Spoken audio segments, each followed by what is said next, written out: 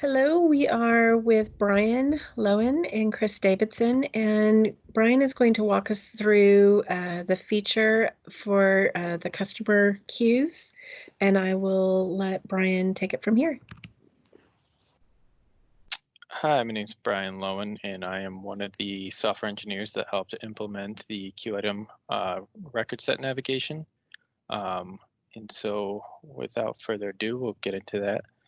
So basically what this feature is it's basically just aligning parity with other entities. So like if we go to cases here, you'll see if you open up a record, you have this little flyout window here. And this window basically just contains all the records that were in the previous view that you were on. So for instance, if we go back to cases and we flip it to, right now it says active cases, but if we go to all cases instead, open up this record, you'll see that all cases also are, in this view here, and then you can quickly navigate between them all. So before this improvement, queues actually did not have this functionality at all. When you open it up, there was no flyout, there's no way to quickly navigate between the different records. So now with this functionality, we actually support this. And so now we can see that all items was the previous view I had here, and then we can quickly navigate between the different records.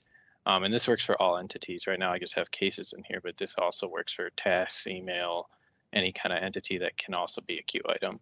And it allows you to just quickly navigate between them. And it retains all the filters of the previous view, just like any other entity. So like I could change this to we'll leave it actually at all items here, but then we can change the second filter to maybe like user one queue. And so then we can open up again. And this is actually all the items from user one queue. So ideally what an agent can maybe do here is switch it to the view that they want to see and filter it on the queue that they want to do. And then they can quickly navigate between the different records that way. All relevant items to whatever view they're trying to navigate between, streamlining the process of not having to continuously click the back button or navigating back to queues in order to open up your next record. You can actually just go to the next one right through here.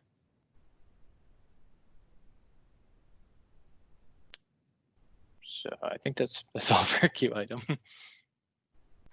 Awesome. Well, if anyone has any questions, please comment below. If this is getting into the level of information you're interested in, please let us know. Or if you'd like us to do a deeper dive, please, again, use the comment section below this video to provide feedback and like our video if you're happy and would like to see more.